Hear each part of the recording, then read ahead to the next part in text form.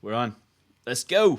Welcome back to Everything EOS, the longest running EOS podcast. Thank you all so much for joining us on this Friday for another weekly recap video. Yesterday we had an exciting patent update about a new patent that Block.one just received that we'll talk about in detail in just a little bit and give you an update there as well on some of the tweets. But before we dive into it, if you're joining us here, please smash the like button. It really helps the algorithm. And subscribe if you haven't already. And the final thing, before we get started, I do have to mention that anything we say should not be taken as legal, financial, tax, professional, or any other kind of advice. We're just two guys discussing open source software we love. And if you listen to us, you'll likely get wrecked. So, Zack, how you doing this week? I'm good, man. So, Rob, we're usually saying subscribe to Everything EOS, subscribe to Cypherglass, but you launched a new podcast of your own last week, and it was different than what I expected, to say the least. Yeah. It's called Bullish. Why don't you introduce it to everyone, then I'll tell you what I thought. Yeah, so this is my new sort of experimental podcast, I guess you'd call it. It's called Bullish. So you search on iTunes or any podcast app, search Bullish. It's right there, the green one, and you'll see the episodes that are available now.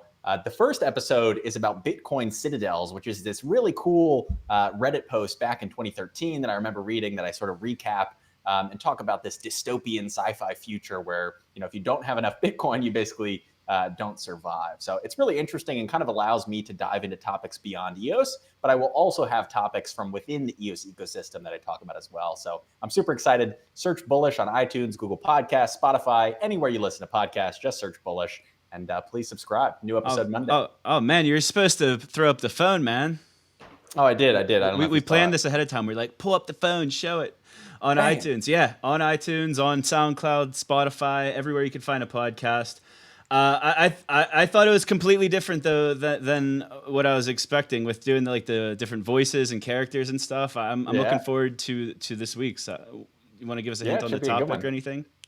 New episodes every Monday. I'm not going to reveal the topic yet, but it should be another good one. So stay tuned. All right. Well, I already got it up on the screen. We said we broke the news on the patent. So this is a fun story to break. I love whenever Detective Zack is able to come out of retirement and point something cool out that gets the community excited, because it got me excited. Like every week I'm like planning the show. Like every day I just keep an ongoing notepad, and I'll check different sites occasionally. And I found this patent, and it was mind blowing. I shared it with Rob like immediately. I'm like, holy crap. And it took a few days for it to sink in, but I was so happy to finally release it and then hear what everyone else had to say about it, because I saw like MoonX or some other people blogged about it. Some people did videos on it. But Dan the Man himself actually came out and responded to it. He responded to our tweet, and then he actually made a tweet of his own kind of explaining what the patent is, if you want to kind of read that thread. Absolutely. So I'll pull up that thread here. So Dan, responded to our tweet and then put out a separate tweet. He said, the idea behind our identity patent is to use proof of co-location, so two people in the same place, and relationships over time to secure and recover identity with publicly auditable data to verify uniqueness and then to reward people for doing the work. And then he goes on, he says, this is effectively an incentivized key signing party that creates a massive blockchain database of relationships linked to non-movable hardware keys.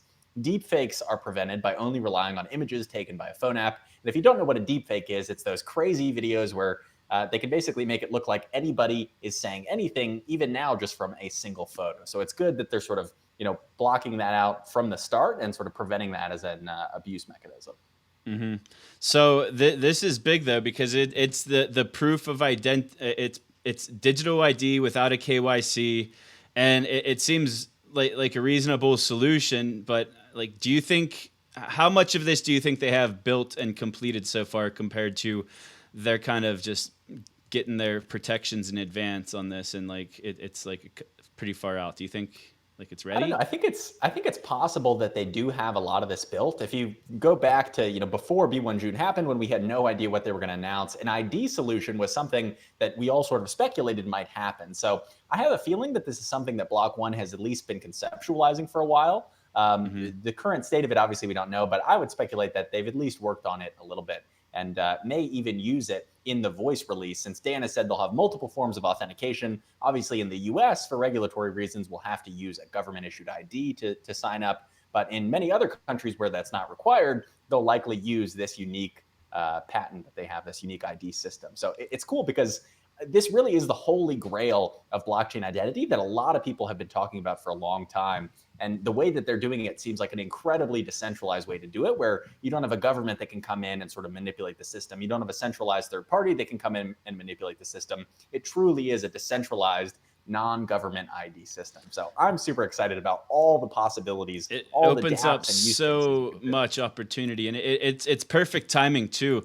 If this solution were to be available, I don't know, in the next couple of months, even the next year, with things like Voice 1.8 coming out and then eventually 2.0, with the applications themselves able to delegate resources to their users, that proof of identity becomes even more important, because you don't want to be attacked with just a bunch of accounts using up your resources if you're offering it free. Like if you're a casino and thousands of accounts just sign on just to hog resources, you don't want stuff like that.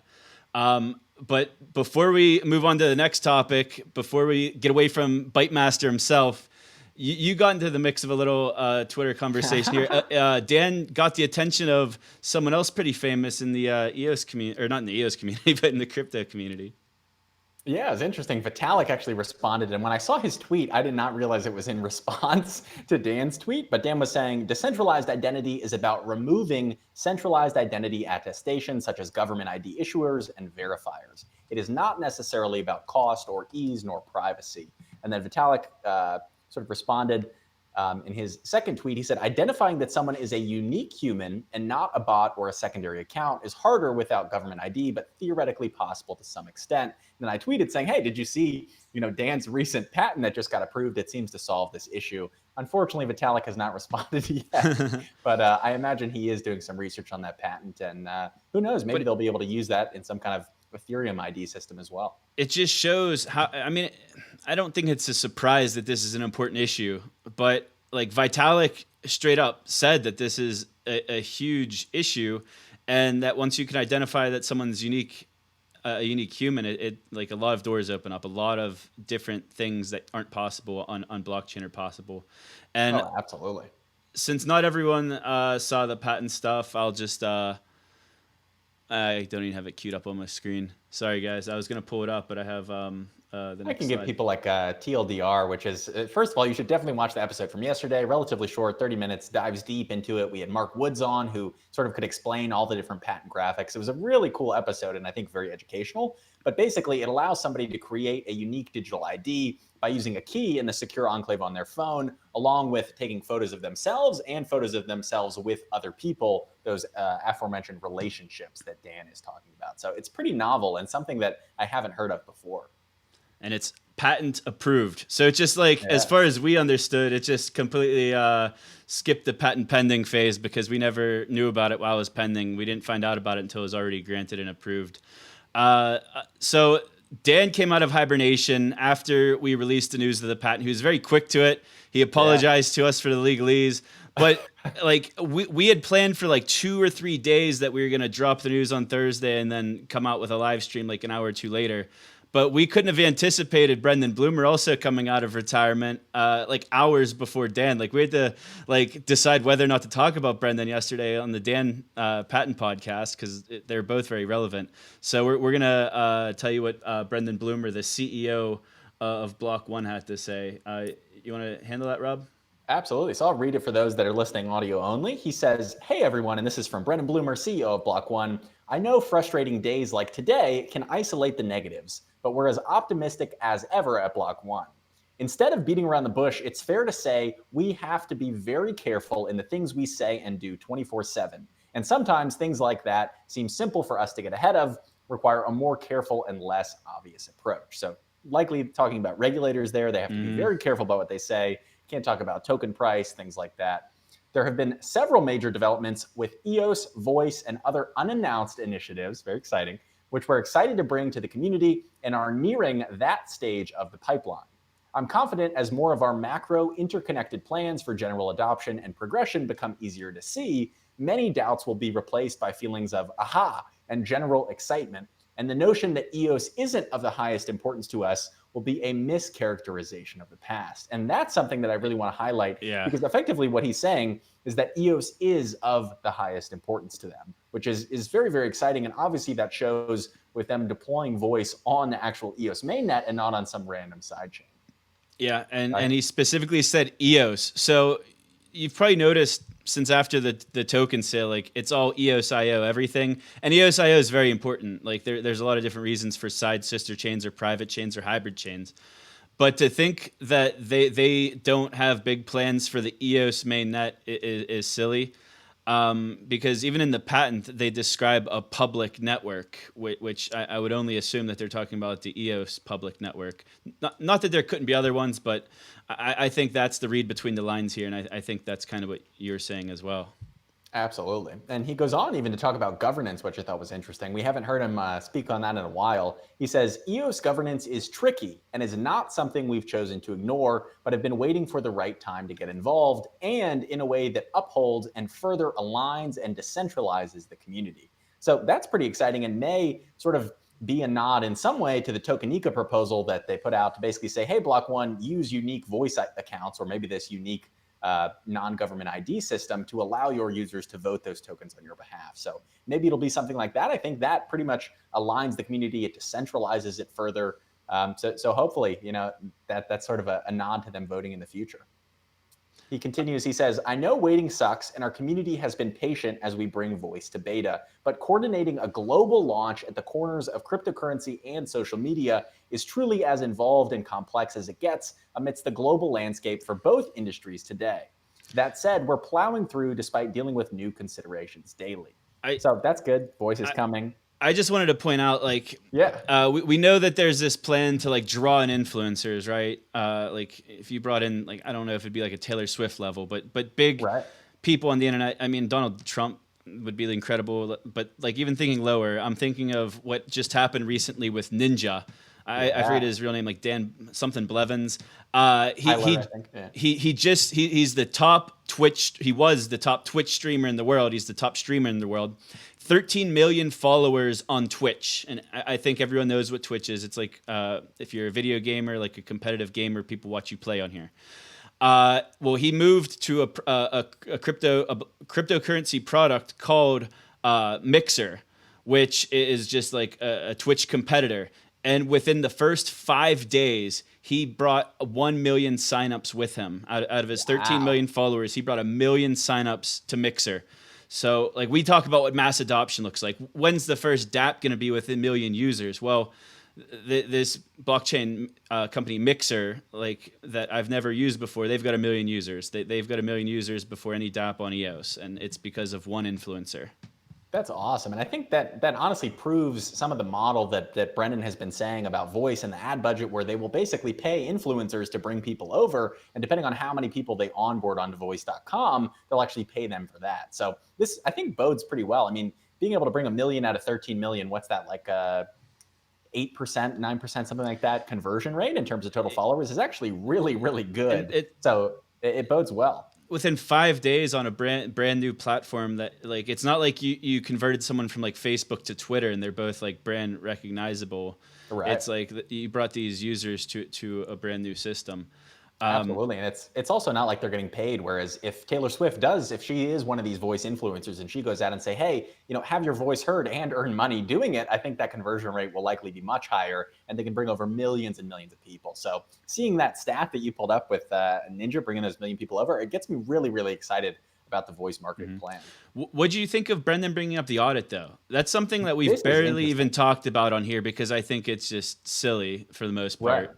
So like, but he brought it up. Explain it. This is actually the first time I think he has publicly addressed recycling. And recycling was one of the biggest points of FUD surrounding the EOS ICO, where people were basically accusing Block.one with very, very little evidence of receiving money in the ICO, taking that money out, and then recycling it through the ICO in order to pump the price up. And Brendan goes on to address this for the first time. He says, the audit is not something that has gone away by any stretch and is actively being pushed forward as we speak. Only recently have we been able to find law firms and credible audit partners willing to discuss engagement with us to potentially undertake such initiatives, despite our best efforts on a near constant basis for the last year. What I can tell you all is that if Block.one had engaged in activities like recycling, we would have never been able to attract the great leadership team we have today or have passed the due diligence required to bring on world-class investors like Peter Thiel, Louis Bacon, Alan Howard, Christian Angermeyer, Mike Novogratz, and more. And he goes on to finish.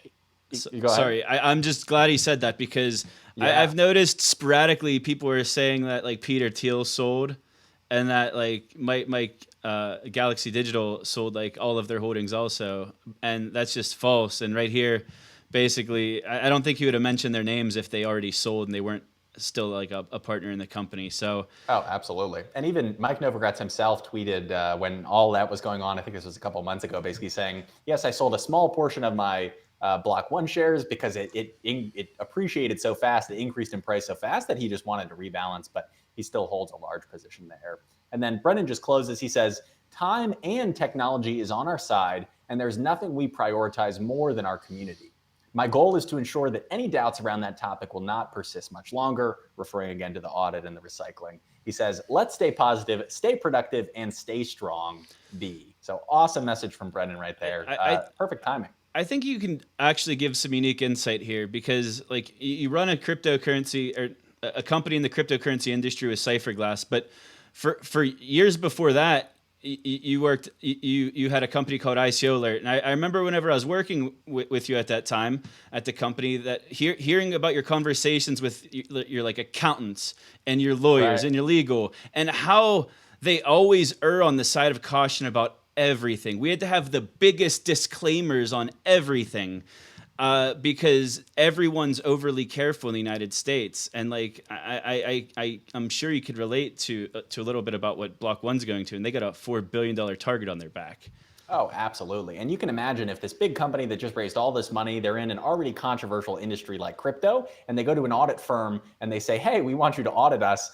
All they're seeing is risk there. They're just seeing risk and alarm bells are going off. No, we don't really understand that tech. We're not sure how to audit it. We're going to pass. So it really does take a lot of effort and education to bring the right partner on for things as basic as an audit or even accounting. I mean, my personal CPA, the guy who does all my accounting, it took me a long time for me to educate him on things like how to use a block explorer to see transactions that I'm sending and so much more. But now he knows it. He's up to speed on it. But it is something that takes a long time. And when you're talking about that kind of money and that kind of risk for an audit firm, it makes sense that they're a little cautious. But it sounds like based on Brendan's message that they've found law firms and a credible audit partner to perform the audit. So that's probably the only reason he brought it up because like you said, he's never brought it up before. They found their firm. So now they're like, all right, we're good. We could bring this up now and talk about it because it's not like just kicking it into the future. It's very exciting. It seems very recent. He said, only recently have we been able to find law firms and credible audit partners. So hopefully it goes through and we'll be keeping an eye out for that audit and keep you guys updated here. But there's another exciting contest happening on the EOS network right now. This is another exchange that is participating in the EOS governance process. It's OKex out of Asia, and they're voting up to 100 million EOS votes across 30 different block producers. And you can actually help Cypherglass and your favorite block producers get these votes, or at least get a portion of them. We'll leave a link in the description below, and I'll actually post one in the live chat here as well so that everybody can log in and do that if you have an OKex account. You said you did a video. I didn't watch it yet. You said you did a video earlier today? Yeah, there's a video. It's actually not on the Cypherglass channel yet, but it's ready to go and will likely be up either tonight or tomorrow, just sort of explaining it and asking you to vote, and also has a link to the OKex platform as well. But the thing I really wanted to point out here is first just to say thank you to OKex for participating in governance, because this is ultimately what we need on the EOS mainnet to start to solve some of these governance issues. Because the more exchanges that continue to vote, whether they're even exchanges or custody partners like Coinbase Custody, the more people in general that are voting, the more secure the network will be, and the more accurate those block producer voting results will be in sort of showing the, I guess, intention of the entire EOS network. So I'm super excited to see it, and I hope this will encourage other people like BitHum to vote the rest of their votes, people like Coinbase, Binance, all these people who haven't voted to get out and vote and start participating in this ecosystem.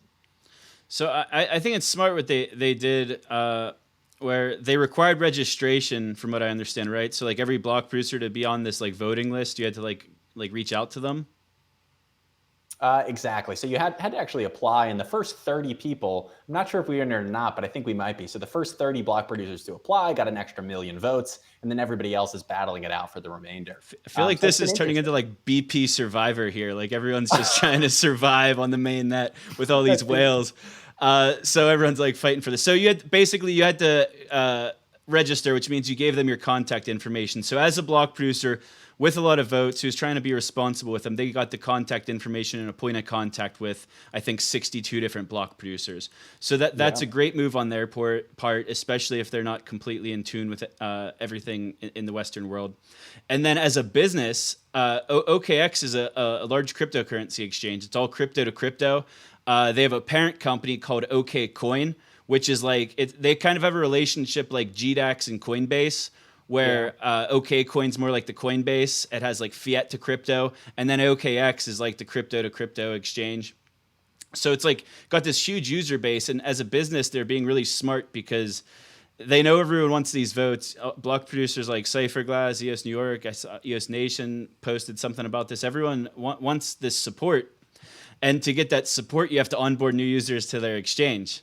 So it's not like a voting pool where you just vote with your tokens or you vote on like a third-party site.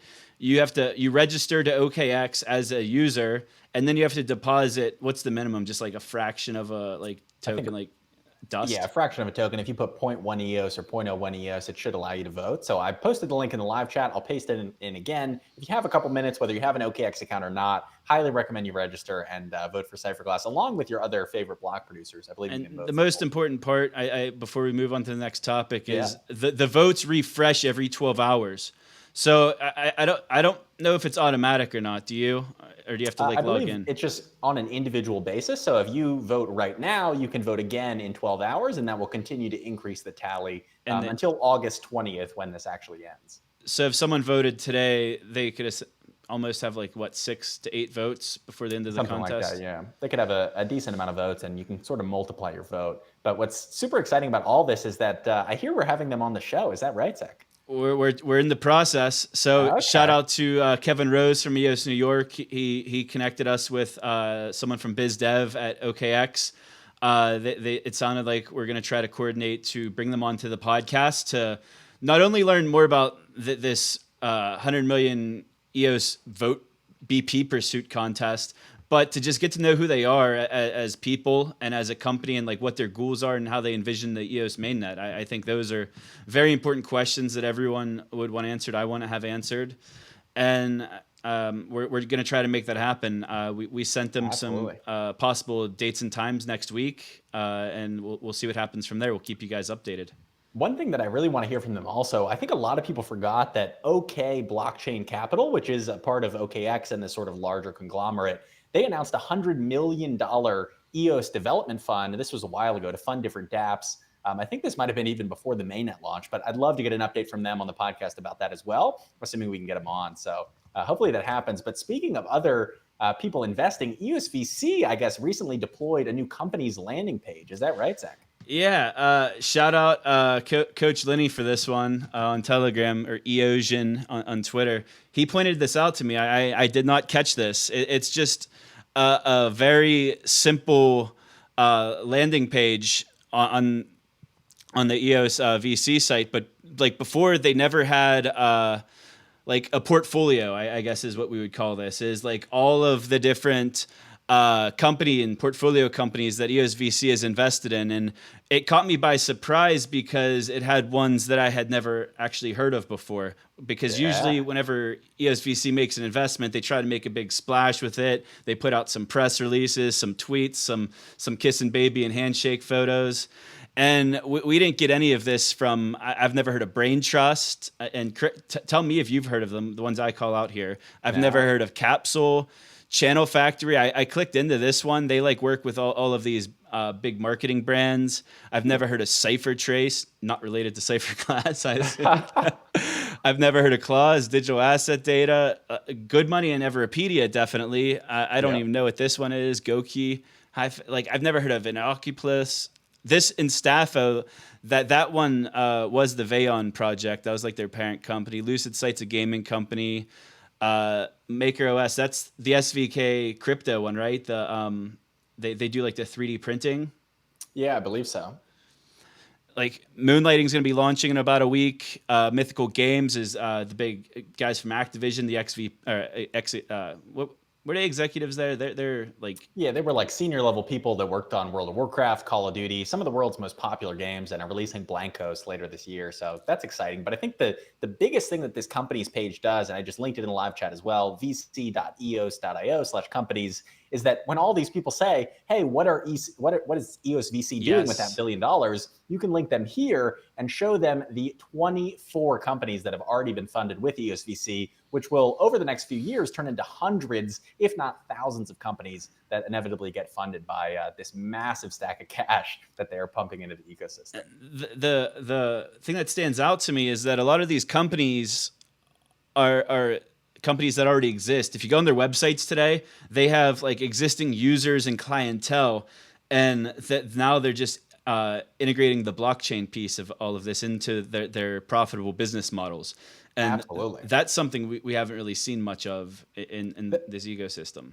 Is definitely. It's something that I think it's sort of an emerging pattern in a lot of blockchain VCs where they're really looking for companies that are already generating revenue, they already have users, and they're kind of funneling those users into whatever ecosystem or protocol that they have a vested interest in. So EOS VC doing the same thing, I think, is very, very smart. And just like the Moonlighting, which is a great example, 700,000 users, which will be onboarded onto EOS, is pretty amazing. And you can imagine how that will sort of balloon out as all of these companies launch and put out their products and onboard their users, with Voice.com obviously being a huge one outside of EOS VC that should onboard millions and millions of people. So we have some really, really exciting times ahead. And I think a lot of people forget of everything that's coming up. September 23rd, we have the EOS upgrade, where we're going to upgrade to 1.8, which will allow for voice. We have Blancos by the end of the year, Predict, that IQ prediction marketplace by the end of the year. There's really so much happening that I think has been announced over the past year that now is going to come to fruition and be released over the next year. So I'm just super excited to see how it all unfolds and how the market reacts.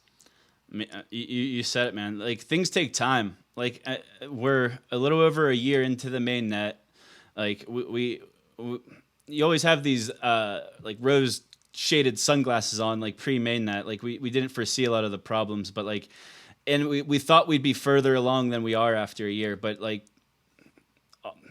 but what's to come? It's just like, I think maybe our expectations and our timelines were a little bit too aggressive. Oh, absolutely. There's a famous saying, I forget who said it, Bill Gates or somebody like that, who said, we always overestimate what we can accomplish in 1 year and underestimate what can be accomplished in 10 years. And I think we pretty much hit that on the head. Everybody thought voice is going to be out and the new ID system and all this stuff is going to be out in 1 year.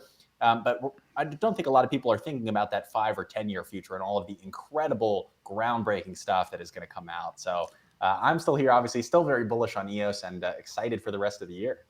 Phoenix just said something in the chat. In some ways, we are farther than we thought, though, but we still have a long way to go. I think he was the one in our Telegram channel. He said he was at like engineering or tech conference of some sort, and like nobody knew what blockchain was. They definitely didn't know what EOS was. So like, yeah, like there's long ways to go. But if you think of where we were like 2 years ago, like chugging away on Ethereum, I'm still bullish, so to speak. And more things are coming on chain. I can't remember if I have it at the end of the notes or not. DEX just did some on chain trading. I think it might be at the end of my notes, but we'll jump ahead though, because EOS DT is on chain now with the voting. So you want to kind of explain what happened with the voting fiasco, and then we'll thank them for their votes, and then talk about this. Absolutely. This is pretty wild. So EOSDT, which is Equilibrium, it's a stable coin on the EOS mainnet. They have more than 4 million EOS locked up as collateral to make their stable coin work on the mainnet.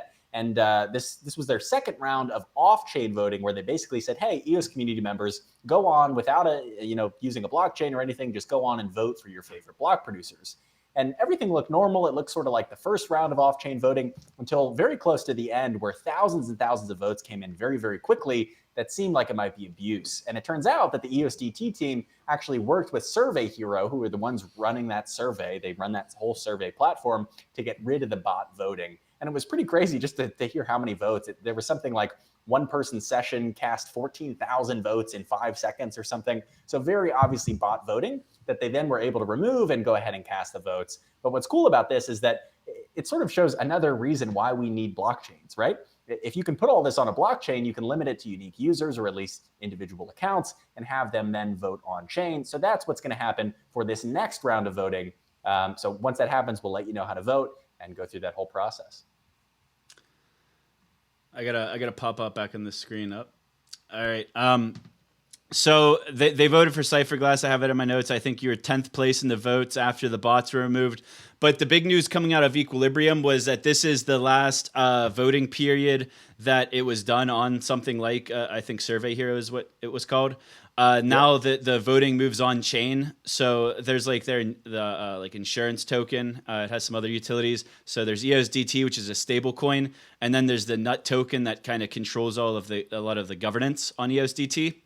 And now the voting has moved on chain. So the only way you could vote for a block producer now using their, what is it, Rob? About 4 million tokens? Yeah, a little bit more than 4 million. And it's grown pretty significantly over the last few weeks. So I expect that to continue to grow further and maybe be one of the larger proxies on the network. So you better get some nuts then. So hold your Definitely, nuts. Yeah. So I guess I don't know enough about it. I'll probably dig into it now that they're moving on chain, and the governance piece of it is more of interest.